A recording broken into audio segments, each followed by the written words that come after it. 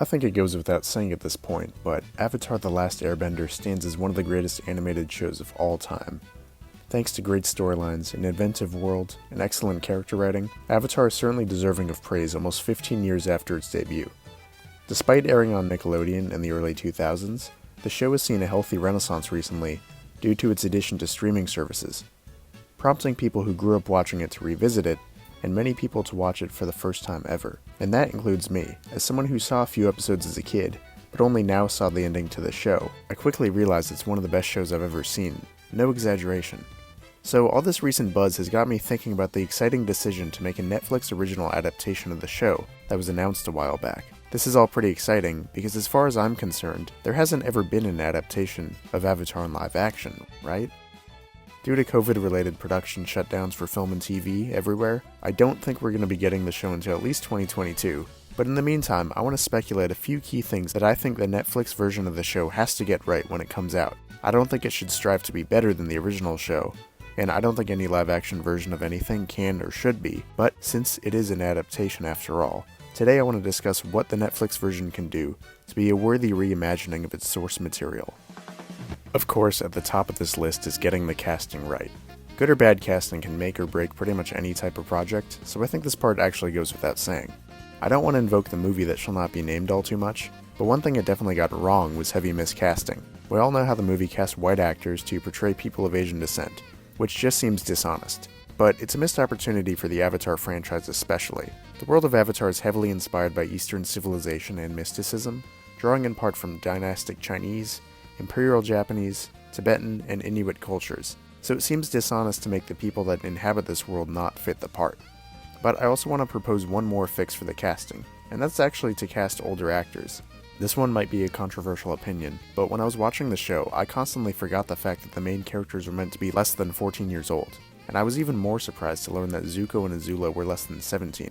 I say that because I think the characters in the show make some pretty complex decisions and engage in some complex fight sequences, often with trained Fire Nation soldiers. So I think for the live-action version, it would be a bit more believable if the actors portraying these characters were a bit older, so they could realistically be key pieces of a complex war, and both look and act the part, instead of being 12 years old.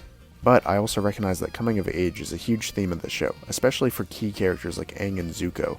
So I'm not asking for a huge boost in age, maybe casting a 16-year-old for Aang and a 19-year-old for Zuko, or something like that, so you keep the theme of childhood intact.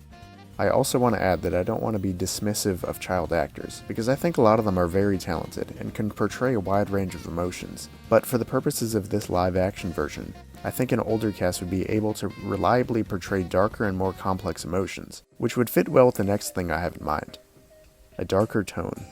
While I'm not asking for something like Game of Thrones in terms of maturity, and by no means do I hate the fact that Avatar is aimed primarily for kids, there's no denying that central aspects of the show like genocide, war, and death are some of its most compelling.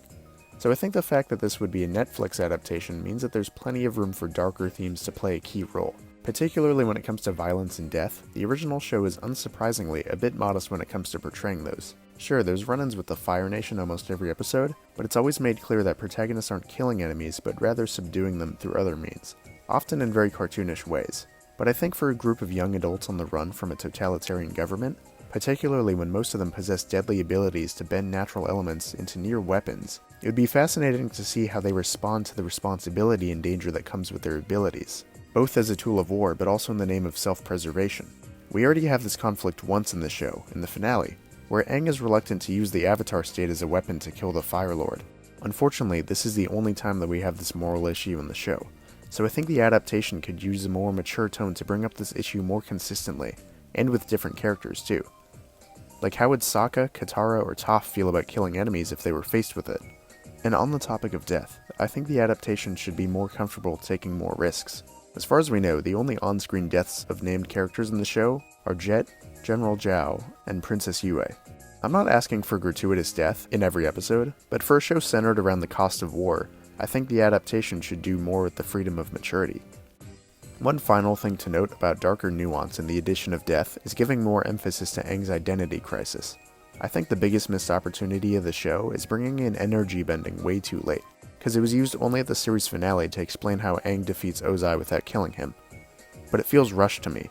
Bringing this in way sooner in the adaptation, like a third of the way through maybe, would help to improve a new take on the crisis that Aang feels, where he feels a duty to uphold airbender traditions of strict pacifism, since he's the only one left after the genocide of his race, but he also wants to use his avatar powers to the fullest of his abilities and defend the world by any means necessary, even if that means committing murder. So making this very complex and mature inner conflict about death be a more central aspect of the adaptation would work well in my opinion, especially when it comes to fleshing out characters more, which ties into my final idea. More emphasis on characters would be an excellent idea for the adaptation.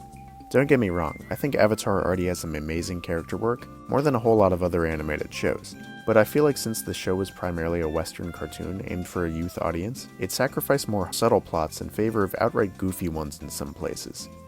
Episodes like The Great Divide, Avatar Day, and even King of Omashu were pretty much filler episodes, and I think we can all agree they were some of the weakest in the whole show. These are episodes where little is revealed about the characters, and instead we get some slapstick cartoon action that's somewhat fun, but they get boring fast, and they definitely won't translate well to a dark live-action setting. To take their place, with what will probably be a more limited runtime through fewer episodes on Netflix, I think we should instead look to episodes like The Storm from Season 1 for a model of how to efficiently get great character work and have a compelling plot at the same time. I won't dive too much into specifics, but this episode is mainly told through flashbacks and details both Aang and Zuko's tragic backstories. Another great episode that does the flashback technique is the Avatar and the Fire Lord from Book 3. While this one doesn't focus on any main characters, it fleshes out the world by exploring Sozin and Roku's backstories to explain how the 100-Year War started, and it gave some great insight into the contrasting ideologies of the Fire Nation and the Avatar cycle. This flashback approach needs to be used sparingly, but there should definitely be more episodes like The Storm in the adaptation.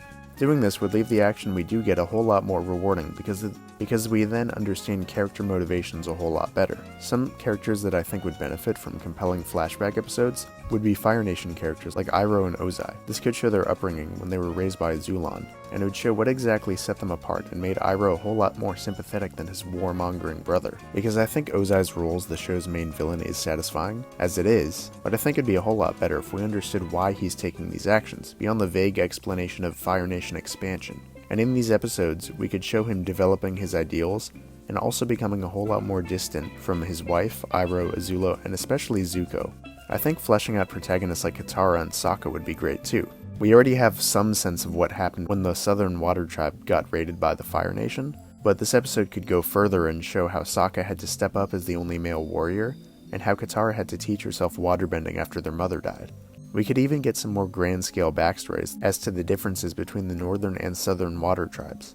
We could explain why the Northern one was prosperous while the Southern one struggled during the war. This could increase tension between the two factions, and it could make the Water Tribe as a whole a more central aspect of the adaptation, because the original show pretty much depicts an Earth versus Fire conflict, so bringing in the Water Nation more would be nice. So my point is, the show don't tell approach through slower episodes like The Storm, that devote more time to characters instead of goofy action, would really do wonders both for world building and character development. So there you have it. Those are my 3 main ideas for how to improve what was already a fantastic show and make a great adaptation when the live-action version hits Netflix. What would you want to see from the live-action Avatar series? And do you think the adaptation will succeed? Making an adaptation, much less an original story, is hard enough, and sometimes you just need a mentor. So if you're looking for one, look no further than the Mentors and Moguls podcast. Heather Stone is an entrepreneur, pioneer, and founder of Mentors and Moguls. With over 28 years of experience as an entrepreneur in the fields of asset management, tech, and finance, she's no stranger to achieving goals and forging a path to success. If you're interested in learning about business and practical tools you can apply in your own life, check out the Mentors and Moguls podcast on Apple and other podcast platforms. So for more information, you should absolutely check out the 2 links in the description below. Thank you once again to Mentors and Moguls for sponsoring this video. I've got great content planned through July, so I'll see you soon for more content.